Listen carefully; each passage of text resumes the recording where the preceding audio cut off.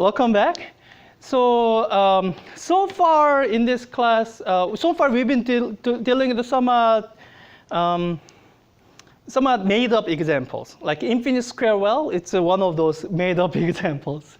And that's where we are kind of limited to, because we live in three-dimensional world. If you're going to deal with the real things, it's going to be three-dimensional. And as you will see in some glimpse of the math that's required for the working out the hydrogen atom, the calculus for that becomes very difficult very quickly. So this is sort of the end of where we are actually working out the differential equations. And now I'm just going to point to the results that's been derived. And it's going to actually overlap quite a bit with something you might have seen in your chemistry class. So reminder of a hydrogen atom.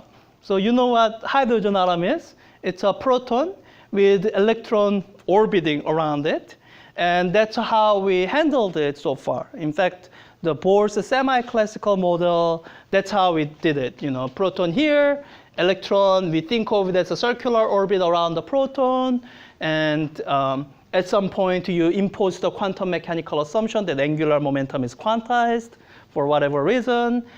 So that's a semi-classical analysis because your starting point was that it's somehow a particle moving in an orbit.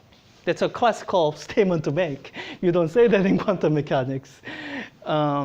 So for a fully quantum mechanical treatment, your starting place has to be the Schroedinger equation. This really has to be your starting place. And so far, we have been dealing with the Schroedinger equation in 1D, one-dimensional. You can kind of notice that from the variable x. I haven't so far mentioned the y or z. And with the hydrogen atom, it's a three-dimensional object. So proton at a point, let's say it's at rest, it doesn't move.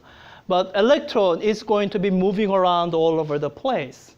And you need to have a three-dimensional wave function that describes the electron. So what that means is, solving for the hydrogen atom means finding a wave function for the electron in 3 dimensions.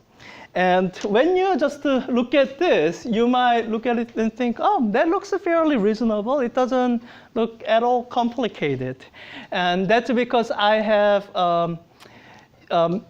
taken advantage of notations that make things look simpler. The biggest thing I have done is I have made use of these vector notations. So whenever you see vector, that's your cue to be aware of, like, check yourself. Actually, do I understand what the notation means? Because what each of these means is that that function that's written there, seemingly as a function of 1 parameter, is actually a function of 3 parameters, x, y, z. So before you do anything, or this is a Cartesian coordinate, or if you use a polar coordinate, then it will be r, theta, phi. By the way, be careful with the polar coordinates. The convention for mathematicians and convention for physicists is exactly the reverse, how we use theta and phi. For us, theta is the azimuthal angle from z, and phi is the whatever the xy thing is. Mathematicians do it the other way. We are doing it the correct way. And same thing for v. So v, in general, is going to be a function of x, y, z. Now, it turns out an arbitrary function like that is very difficult to deal with. And that's really the reason you would ever be using spherical coordinates, is because you are dealing with what's called central force, central potential. Well, whatever is where the potential is a function of r only, no angular dependence. And this actually describes a lot of things. Gravity is like that. Electricity is like that. So it actually describes a lot of things. But so that's what all this complexity is what I am hiding behind this seemingly simplified notation is equal to E psi x, y, z. And really the biggest offender here, well, not offender, biggest simplification I have gained is this Laplacian. I was talking about it a little bit before class. This is a wonderful notation that actually accomplishes two things.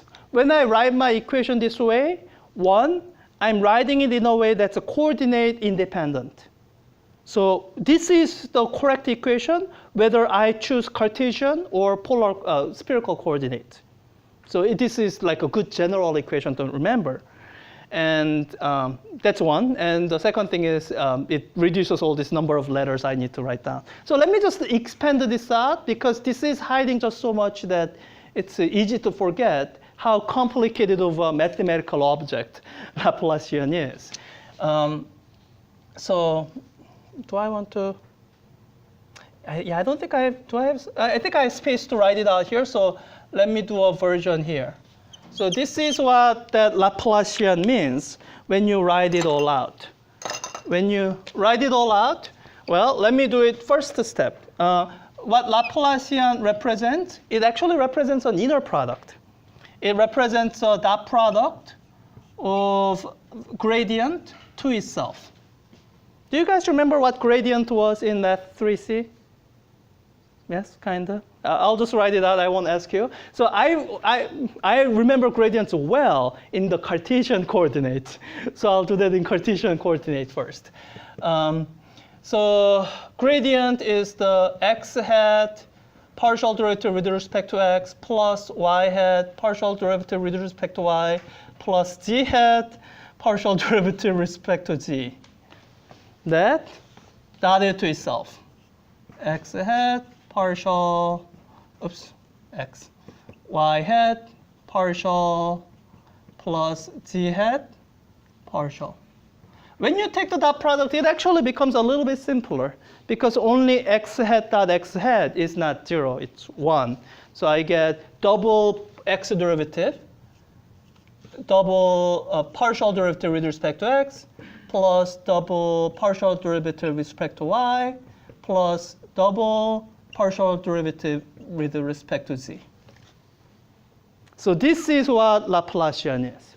So this is actually simple enough for me to write down here in the expanded version of this expression. All right, so that, just write it out here. So these are all operators, by the way. So I have factored it out to the left so that I don't have to write down as much. But for you to do anything useful, you kind of have to remember to apply this to the function that it's acting on. And I still have these coefficients, so let me finish writing them down. Minus h bar squared over 2n. So this is one version of Schroedinger equation in 3D. And you know, this is actually doable. If we had like an extra day, you could actually do this with a 3-dimensional infinite square well. It's actually doable. Now the problem is you are not dealing with the infinite square well. You are dealing with electrostatic potential, meaning I think if I scroll down, I'll see electrostatic potential here. Meaning we are dealing with this potential here, right? So all right, fine. So let me rewrite this potential in terms of that. Minus k e squared over r.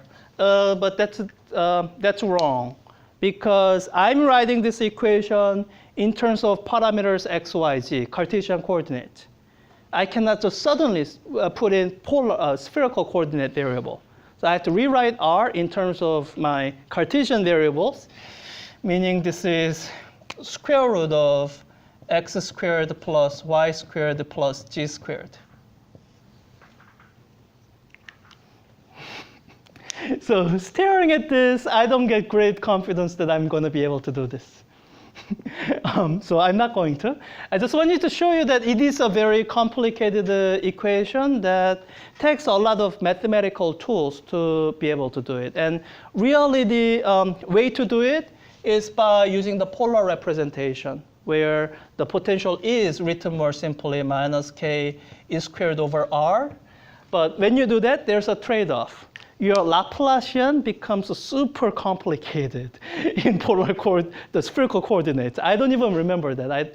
I always look it up. I never write it down. This is all to explain that we are not going to do this exactly. So I'm going to just quote the result that comes out of it.